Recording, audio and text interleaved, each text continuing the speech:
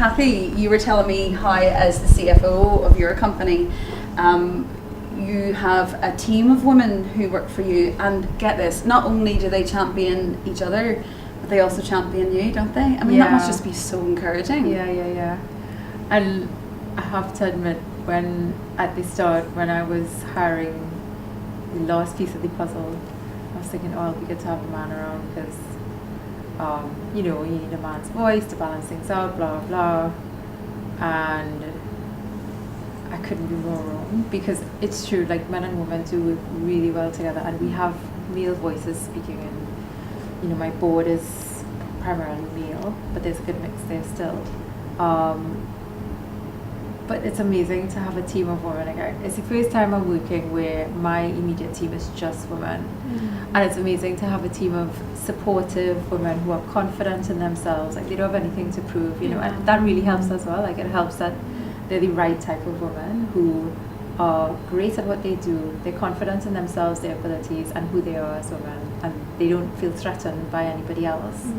And so we're able to work really well together, and it's so beautiful to see, like we'll sit together in our meetings and somebody will say, this is something that's a challenge for me, and because everybody's comfortable with everybody else, we're able to be really open with each other. And you know, people pitch in and say, well, have you thought about this, have you done that? And you know, of course, somebody else is, you know, it's always better to have more brains than just one. And it just works really well together. And I remember like one time when I was really struggling with something that had happened, and one of the other women was just able to, as a woman, as no other man can, just come and just give me a big hug and say, cry if you need to cry, and take the rest of the day off, you know. And that was exactly what I needed, and I could not have done that journey, because there was some time last year that was really tough. I couldn't have done that journey without them, and it was just amazing to have that support and that strength, but the softness and the empathy as well. But do you remember like earlier in the series when we talked about the imposter syndrome and how we're not very good at giving ourselves credit for things? And I suppose, is it possible at all that these women are the way they are because of your leadership? I can't take credit for them. But why? But I definitely know that I very intentionally created a culture in our team where there must be harmony, there must be peace, there must be calm. Like, as much as things are hard, we work together and we get things done. And I know I intentionally created that culture. How did you deal with, I'm sure you told me about, there was somebody who was a little bit challenging on the team prior to this group. As a female boss, how do you deal with that? Because I know that was a guy.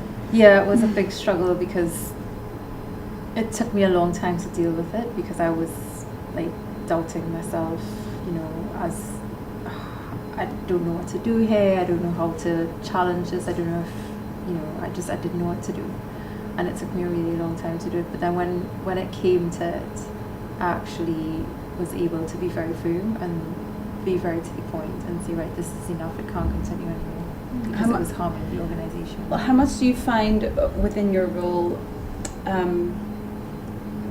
do you ever have at the forefront of your mind the fact that you are a woman, you know, as a woman and as a woman of colour in such a high position?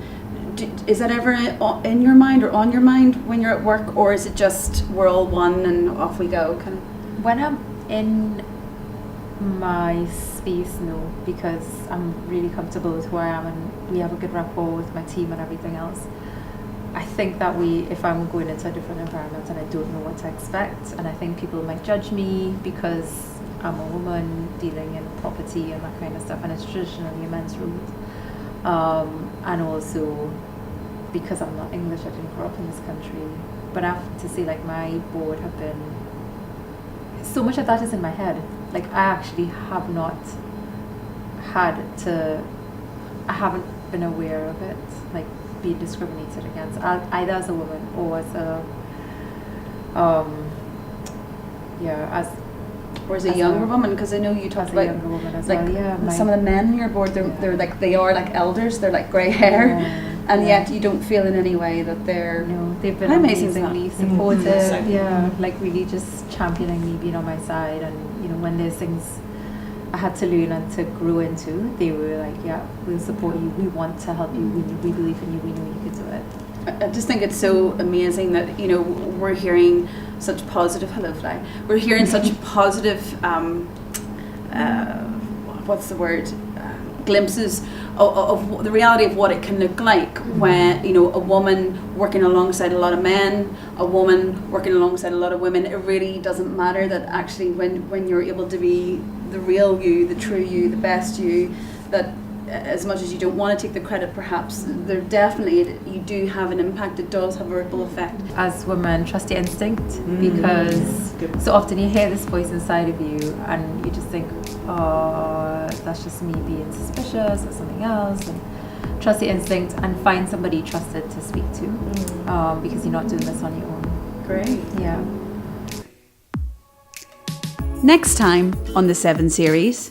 And I'm really encouraged and thankful for the women who are speaking up and the men who are speaking up and saying, really, time is up on this behaviour.